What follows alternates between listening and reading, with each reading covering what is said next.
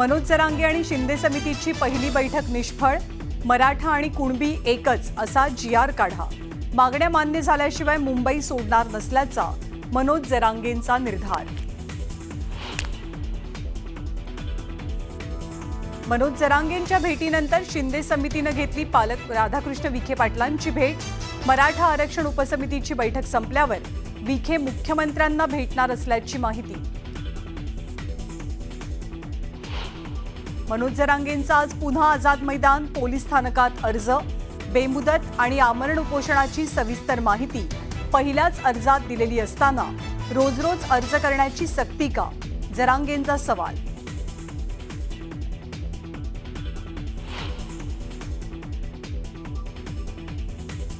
मला असं वाटतं या सगळ्या गोष्टींची उत्तर तुम्हाला एकनाथ शिंदे देऊ शकतात। मराठा आरक्षणासंदर्भातल्या सर्व प्रश्नांची उत्तरे एकनाथ शिंदेच देतील। जरांगे पुन्हा मुंबईत का आले हे सुद्धा शिंदेच सांगतील, राज ठाकरेंचं विधान। घटनेत बदल करण्याची भूमिका घेतली तरच मराठा आरक्षणाचा प्रश्न सुटू शकतो। तामिळनाडूत होऊ शकतं तर राज्यात का नाही? मराठा आरक्षणाबाबत शरद पवारांचं मोठं विधान, तर इतकी वर्ष त्यांनी काय केलं?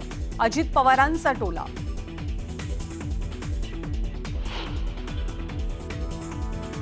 उद्धव ठाकरेंची मनोज जरांगेंसोबत अंबादास दानवेंच्या फोनवरनं चर्चा, तर ठाकरेंनी आंदोलकांना मदत करण्याचं आवाहन केल्याची संजय राऊतांची माहिती।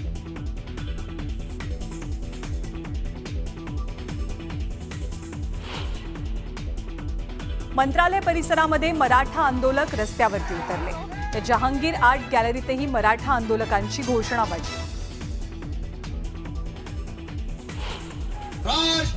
नागपूरमध्ये राष्ट्रीय ओबीसी महासंघाचं साखळी उपोषण, पहिल्याच दिवशी 21 जणांचा सहभाग, तर सोमवारपासून ओबीसी जिल्हाधिकारी कार्यालयाला निवेदन देणार, प्रकाश शेंडगेंची माहिती।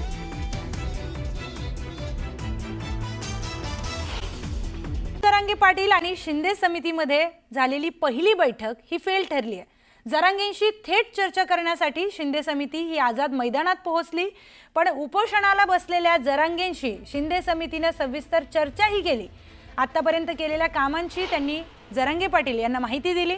मात्र मराठा समाजाला कुणबी घोषित केल्याशिवाय इथून उठणार नाही असा थेट इशारा मनोज जरांगेंनी दिलाय। शिंदे समितीचा 13 महिने अभ्यास झालाय तरी सरकार नाटकं करतंय असंही ते म्हणालेत।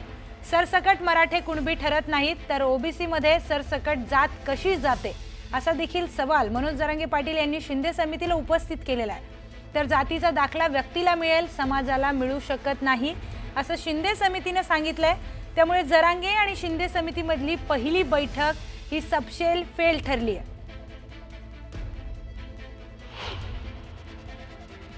शनिवार रविवार चार जर झालं नाही तर एक मराठी मी प्रमाणे सर घेणार नाही, फक्त शिंदे समिती मंडळी सांगतो, कारण 58 लाख लोकांचा विश्वास झाला नाही। आमच्या आंदोलनाचे टप्पे झाले, शनिवारी रविवारी तुम्हाला महाराष्ट्राला मराठा जिंकणार, आणखी 5-7 दिवस त्यांच्या हातात, आणखी वेळ गेलेली नाही। आज रविवार, शनिवार असं नाही तर शनिवार शनिवार रविवार शनिवारी मराठा आणखीन 6-7 दिवस। हैदराबादच्या गॅजेटियरचा विषय, मराठवाड्यातला मराठा हा कुणबी दुसरा नाही होती, त्याची आणखी संख्या त्याच्यात दाखवली, ते सकारात्मक त्यांचा बघितलं ते आम्हाला आत्ता लागू पाहिजे। अंमलबजावणी सुरू, त्याच्यात आम्ही 1 घंटेची सुद्धा वेळ देणार नाही, 1 घंट्याची सुद्धा। राज्यपाल भवनाचा अपमान मुख्यमंत्र्यांकडून होते, राज्य मंत्रिमंडळाला चर्चा करायला जायला पाहिजे, शिंदे समितीला पाठवलं जातं, हे साफ चूक आहे।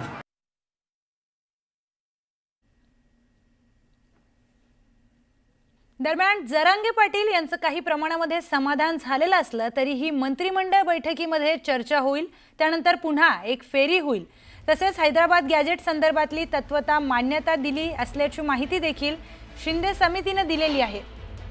मनोज जरांगे पाटील यांचं काही प्रमाणात समाधान झालंय, परंतु मंत्रिमंडळ बैठकीमध्ये पुढील जी काही चर्चा आहे ती होईल, त्यानंतर पुन्हा एक फेरी होईल आणि हैदराबाद गॅजेट संदर्भात तत्वतः मान्यता दिली असल्याची माहिती ही शिंदे समितींकडून मिळालेली आहे.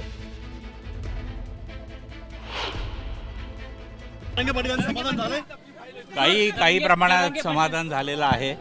बाकीची पुढची फेरी आहे ती मंत्रिमंडळाची चर्चा केल्यानंतर पुढची चर्चेची फेरी होईल. आता तुम्ही उपसमितीकडे चाललेत?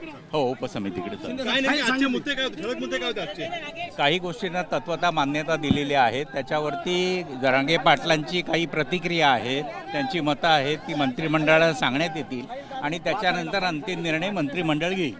त्यांचा महत्त्वाचा मुद्दा काय आहे? तत्वतः मान्यता मंत्रिमंडळाने हैदराबाद गॅजेटच्या संदर्भात दिलेली आहे.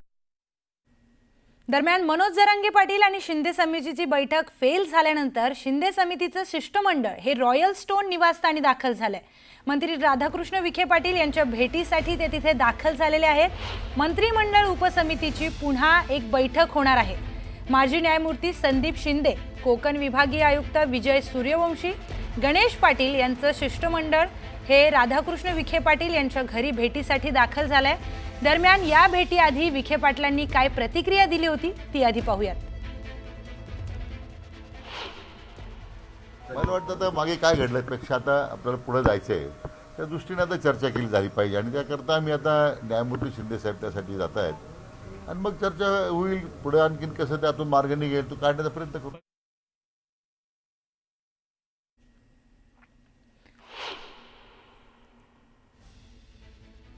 तर शिंदे समितीचं शिष्टमंडळ हे राधाकृष्ण विखे पाटील यांच्या घरी दाखल झालेलं आहे. त्यांच्याशी चर्चा करून आता पुढचा काय तोडगा आहे तो निघणार आहे. उपसमितीची सकाळी एक बैठक झाली, त्यानंतर मनोज जरांगे पाटील यांच्यासोबत चर्चेसाठी ते आझाद मैदानावर गेलेले होते, पण ही चर्चा फेल झाली, यातून काही तोडगा निघाला नाही. त्यानंतर ही उपसमिती आता पुन्हा राधाकृष्ण विखे पाटील यांच्या घरी दाखल झाली आहे. तर मुंबईमध्ये सुरू असलेल्या मराठा आंदोलनावर मनसे अध्यक्ष राज ठाकरेंनी मोठं वक्तव्य केलंय. मराठा आरक्षणावरच्या प्रश्नांची उत्तरं फक्त एकनाथ शिंदेच देऊ शकतील. मराठा आंदोलक पुन्हा मुंबईमध्ये का आलेत आणि मुंबई बंद का पडली हे फक्त शिंदेच सांगू शकतील, असं सूचक वक्तव्य राज ठाकरेंनी केलंय. मागे एकनाथ शिंदेच आंदोलकांना भेटायला गेले होते, त्यामुळे या प्रश्नांची उत्तरं त्यांनाच विचारा, असं देखील राज ठाकरे म्हणालेले आहेत. राज ठाकरे यांचं मोठं विधान समोर आलेलं आहे.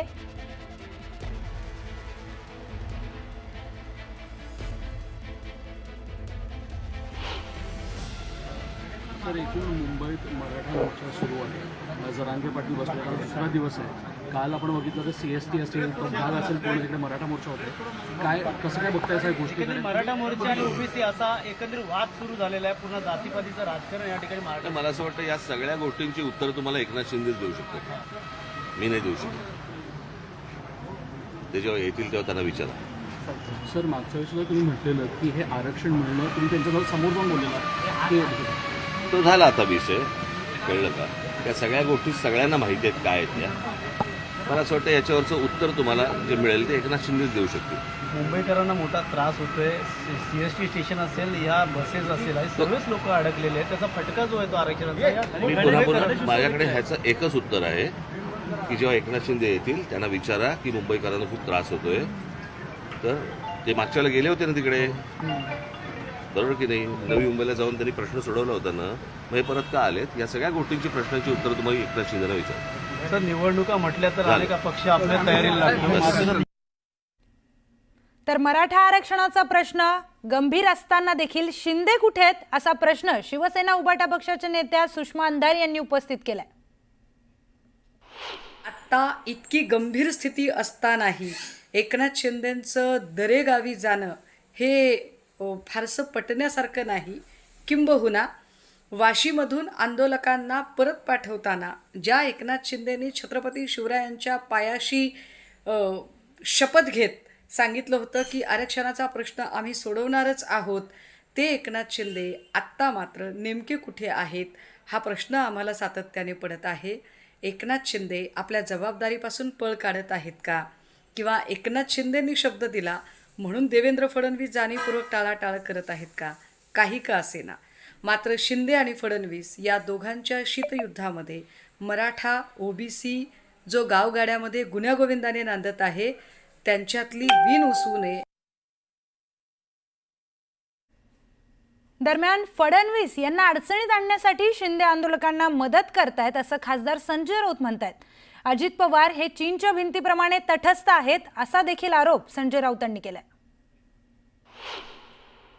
शिंदे आंदोलकांना वेगळ्या पद्धतीनं मदत करतायत फडणवीस अडचणीत आणण्यासाठी. देवेंद्र फडणवीस यांची भूमिका वेगळी आहे. ते परशुराम महामंडळवाले आहेत बरं का. आणि हे जे आहेत मिस्टर अजित पवार हे चीनच्या भिंतीसारखे तटस्थ आहेत. त्यांची काही प्रतिक्रियाच नाही आहे. अशा परिस्थितीमध्ये राजकीय इच्छाशक्ती येणार कुठून? या सगळ्या राजकीय प्रतिक्रियेनंतर एक छोटासा ब्रेक, सगळे महत्त्वाचे अपडेट्स पाहणार आहोत.